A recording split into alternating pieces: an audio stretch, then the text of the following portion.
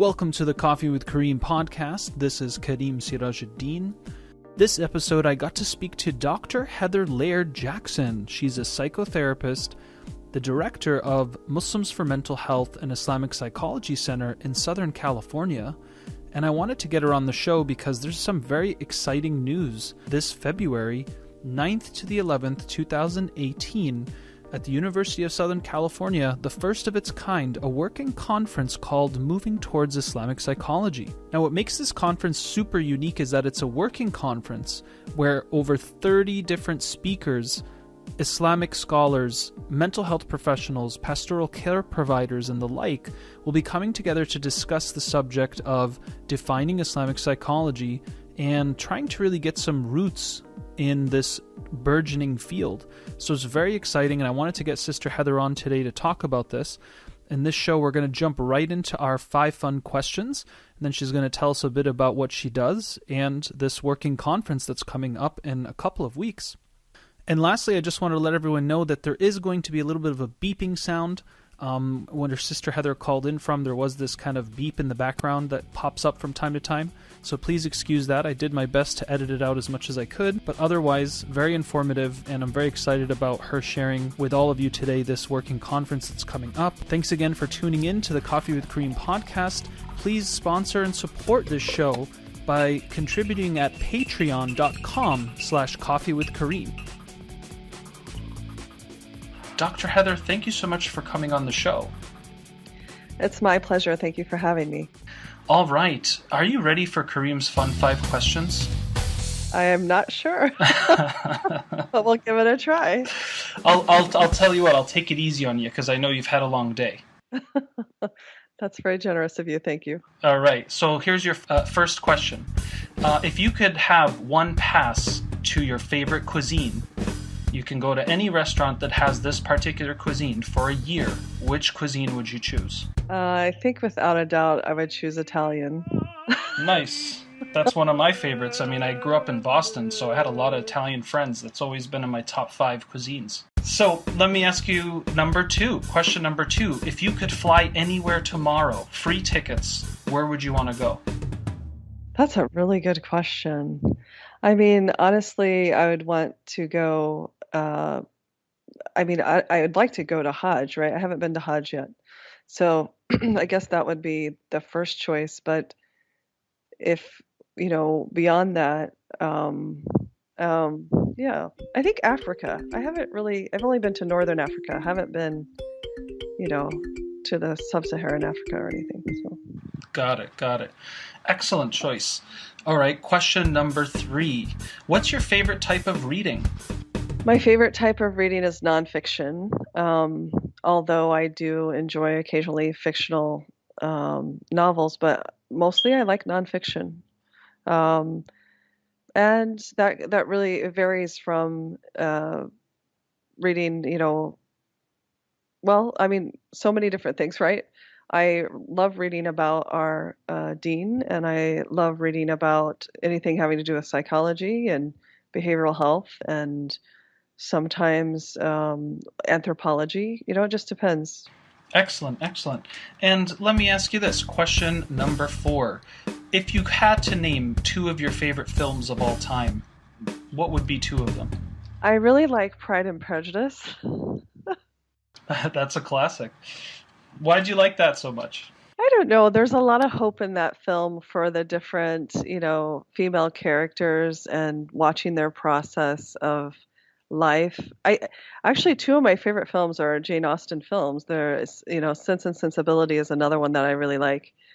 And again, I think it has to do with the struggle that people go through, and how they deal with hope and despair and loss and all of those different aspects of life. Sounds like you're a psychotherapist. Might just be. Yeah. Excellent. And for your last question, number 5, Sister Heather, if you could have one superhero power, what would it be and why? I think I would like the power of being invisible. Really? Yeah. What would be one of the first things you did if you could be invisible? Maybe sit in on something where, I could listen to a concert or I don't know, conversation of good conversation, not bad conversation, but where I didn't have to be necessarily part of the conversation, or I could just, just enjoy it without, being acknowledged being there. Yeah, so maybe attending some interesting courses or seminars or discussions, or finally getting to go to your favorite rock concerts without anyone seeing you and judging you, that kind of thing. Well, yeah, I think I'm past. I actually, when I was a teenager, I was into rock, everything from like Christian rock bands, to I would, also listen to things like Whitesnake and Def Leppard, but then also listen to things like Bobby Brown and, a lot of different R&B artists. So, Excellent choices, excellent choice. All right, Sister Heather, tell us more about what you do and why you do what you do. well, I am, as you said, I'm a psychotherapist and I see clients, I conduct research, and I also teach graduate students in both public health and marriage and family therapy. And the reason why I do all of those things, in addition, I do some community outreach as well, right? But the reason I do all of those things is because a number of years ago, it became clear to me that in our community, our American Muslim community, as well as the community at large, but um, my home is within the Muslim community, right? So I noticed that we were there's a lot of suffering going on in our community for various reasons, but that we didn't have enough people to sort of deal with all that was occurring. And my husband and I, we used to entertain, people coming over, and sometimes they would want to talk to him about their issues of, um, understanding Islam and so forth. And sometimes with that came, marital issues or personal issues that people, sometimes I was asked to contribute or sit in on these things. I discovered that with one particular person, if you will, who came through that process, they had some pretty dark issues, and their darkness really affected me. I wasn't sure how to handle it, and I realized in that at that time that um, I needed to learn how to if we were gonna continue to have people come over and that sort of thing, if we're gonna be this helpful in the community, I needed to have some training, like you can't just do that kind of work without knowing how to do it, knowing how to create boundaries to make sure that you don't take in other people's issues. And so I decided, you know what, I think I'm going to go back to school. And I did. I got my master's and then my doctorate, and have been seeing clients now for a few years, and I love it. So, in the past, you and your husband would host friends, they would share personal issues, and you realized the gravity of some of these discussions, and you wished in your heart that you could help in a more serious or profound way. And that was kind of like the light bulb that went off, so to speak, which ignited you to want to go back to school and better prepare yourself to serve your community in that fashion. Is that accurate? Absolutely. Hmm. Excellent, excellent. Tell us more about the Center for Muslim Mental Health and Islamic Psychology in Southern California. So, yes, so in 2017, we established the Center for Muslim Mental Health and Islamic Psychology. We are located at the University of Southern California and have plans to expand across the country. With the hope is that we'll expand to 4 additional universities within 5 years, because we don't just have Muslims in Los Angeles. The idea behind the center is to both conduct research on mental health, Muslim mental health, and provide a small clinic, setting for Muslims, which includes providing services for individuals, couples, and families, as well to be able to train interns who want to work with the Muslim population and become, I want to say culturally competent, but I've even backed away from using the words culturally competent myself because I'm not sure that anyone ever becomes culturally competent. We can be culturally humble, and so the term I've been using is cultural humility. That's really what Hmm. we're doing, right? Um, and so that there's that, track, and then the third one is the clinic, and then the third one is community outreach.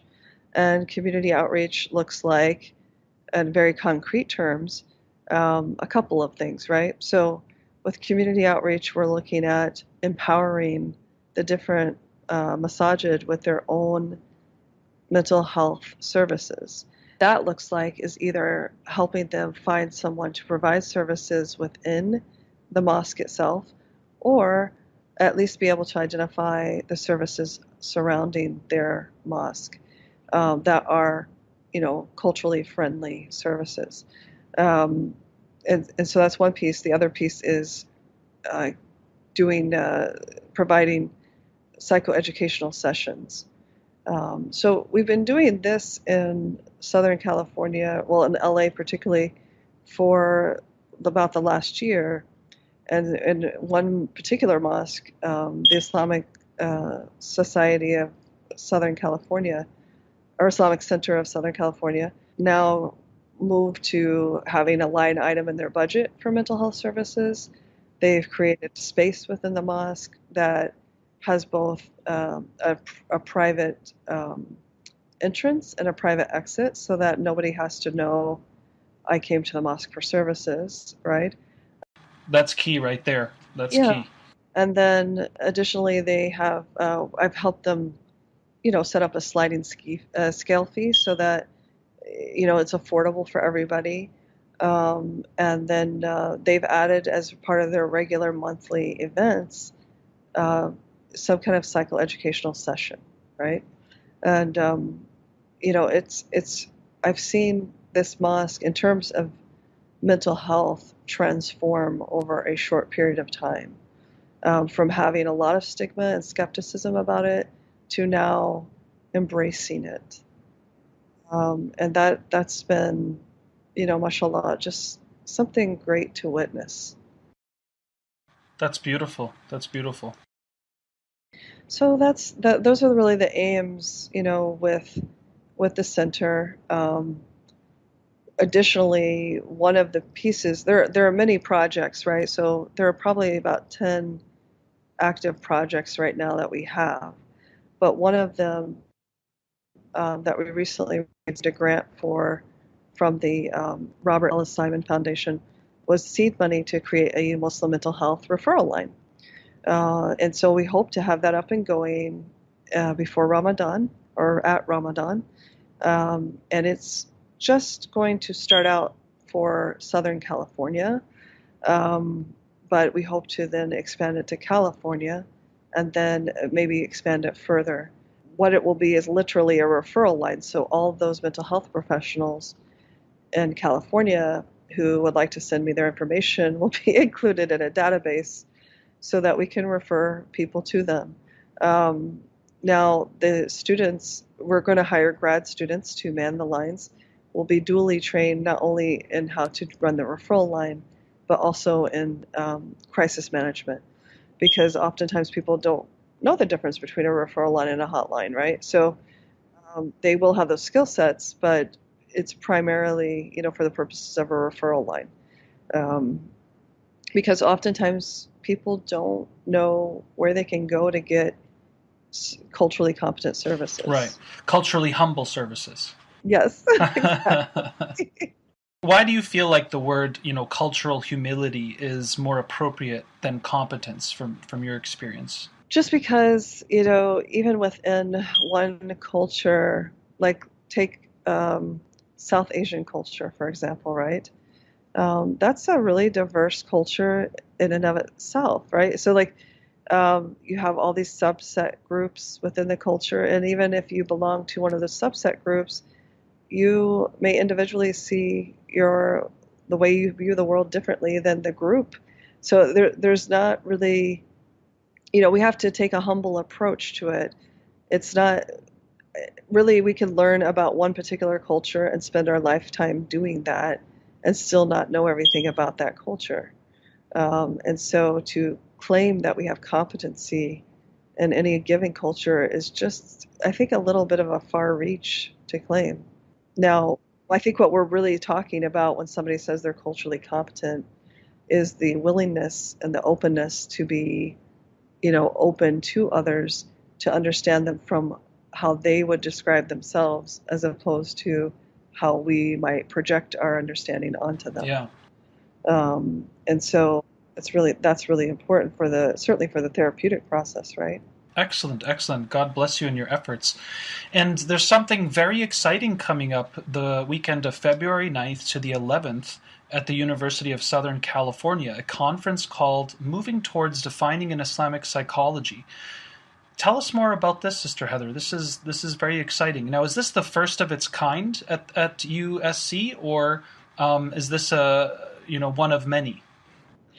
So to my knowledge, it's the first of its kind anywhere, only because of the style and and the way that we're going about this conference. But definitely a first for USC, although we're hoping to make it an annual conference. So February 9th, that Friday, we're actually having our opening gala for the center in general. So at that gala, we will be talking about all the different projects that we have going on at the center. As well, we will have an opening session for the conference. And we also have some good entertainment that night, so there's something for everyone. As well, we will be honoring people in the field who have been doing work, up to this point. We don't want to forget about them. And so we'll be honoring some of those people with awards in their various areas of work. And so we really, look forward to doing that as well. But first opening session is basically a session on why now? Why are we doing this now? The Saturday and Sunday are actually on campus at USC. We will be having 10 different sessions where we'll be discussing the different aspects of psychology to see if we can come up with a reasonably agreed upon definition of what an Islamic psychology is. We start out with theory of mind, and we just build through the different psychological concepts, including relational perspectives of like the macro, micro, meso, and family and individual, until we reach the culminating sessions of what is an Islamic psychology, how can we use it to treat clients, and then the very last session extends out a little further to consider, does chaplaincy have a place in this mental health model? I have found that the shayukh and also chaplains can be quite useful in the dynamics of creating a model that works for Muslims. Why I say this is a little different than, it's a little of an unorthodox conference in that it's not paper driven. Instead, we are discussing, it's a working conference, so we're discussing ideas and across discipline, right? So we have Islamic scholars on the sessions, and we have mental health professionals on the sessions who have a caseload of at least 50% or more Muslim, which is significant because that's different than just, say, a mental health professional who's seeing clients, but not necessarily Muslims. And so it helps just to kind of be a little bit more laser focused in that discussion. But, as you know, you yourself are going to be a part of this conference. Thank you very much. I'm honored, inshallah. And we are honored to have you as well. I think it's just going to be a fantastic conference. Can you tell us more about the lineup? Because I think that's very exciting. Sure. We have people from all over the place. I mean, Dr. Sherman Jackson, Imam Zaid Shaker, yourself, myself. We have Dr. Sausan Ahmed, Dr. Omar Mahmoud. We have Sister Noha El-Shugari and Sister Monira Lakovic Azzedine. You probably know them from the Positive Parenting book. we have up and coming students who are going to introduce the sessions, but they're also going to give a little 2 to 3 minute elevator speech about the work that they are doing, because we really want this to be a collective piece of work, right? We want to make this a communal project where it's not just one voice, but many voices that are being heard and celebrated and acknowledged, rather than having people off onto their own, work, which is fine in and of itself. We'd like to try something different, which is to invite people to a brotherhood and sisterhood that's going to, appreciate all the work that is being done, and be supportive of one another, because even with the people who are coming to the conference, I mean, all of us, I'm sure, would acknowledge that there are just not enough people in our field yet to treat our population. We often think of galas or dinners that we have in our community as fundraisers. That's not the intention here. Although, in all honesty, we are going to put envelopes on the table just in case somebody does want to donate, but that's not at all our primary objective. Our primary objective with the gala is to acquaint people with the platform of the center and to provide an evening of, healthy entertainment.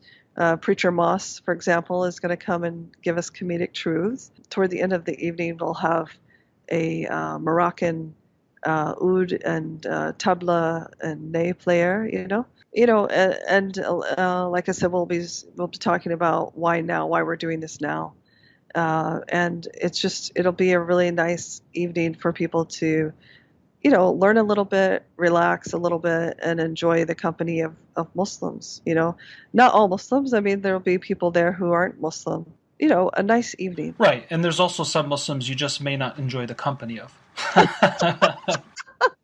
Kidding. It's always a possibility, I suppose, but I guess we would just keep that. It seems like the crowd's going to be a cool crowd. Very fascinating topics going on at this conference. How do we understand the theory of mind in Islam, energy, the integrated parts, how the mind and heart works together, and just a wonderful lineup of scholars, academics, professional helpers of the likes. And I'm very excited, and I'm very happy to be a part of this. And God bless you, Sister Heather, for, putting this all together and bringing this community together. And it's really, it's just so nice to see something like this. I wanted to study psychology since I was 16 years old. And so I've been really into this field and the subject matter for a long time now. And it's just such a beautiful thing to be where I am today, years later, and actually exactly 20 years later. And then all of a sudden we've got conferences like this. We've got, more mental health awareness happening in certain masjids. It's just so inspiring and beautiful to see. So may Allah bless you and your family. And I was wondering if you had any final thoughts or comments that you wanted to share with the audience regarding the conference or Muslim mental health in general. I really wish and hope that people would just be okay with understanding that we all have issues, right? We're human beings and we all have issues. And so not myself nor anyone else is going to go through this dunya without encountering some issues. And it's okay if we don't necessarily know how to handle them as individuals. We do have community. We have rights upon our community. And it's okay for people to go and seek help for their issues if they, can't figure it out on their own. Or even if they just need to, sort of have it resonate with someone else. And I would just like to see us accept that more, that we don't have to be perfect. We're not a utopian, community. And we were going to make mistakes sometimes, and we'd get back up from them and we do our best. But I also want to say thank you so much for having me on your program, and thank you so much for being a part of our conference. I am just honored that you're able to join us for the conference, and I can't wait to hear what you have to say. The pleasure is mine, and really it's my honor, and thanks again for the invite. was my pleasure. Thank you so much. Karim Sirajuddin here. Thank you for tuning in. Please visit nurhuman.com to learn more about how I provide personal, spiritual, and relationship counsel and growth. Don't forget to visit coffeewithkareem.com to see the latest news and updates about this podcast. Please generously help sponsor the show to keep on going at patreon.com/coffeewithkareem. That's patreon.com/coffeewithkareem.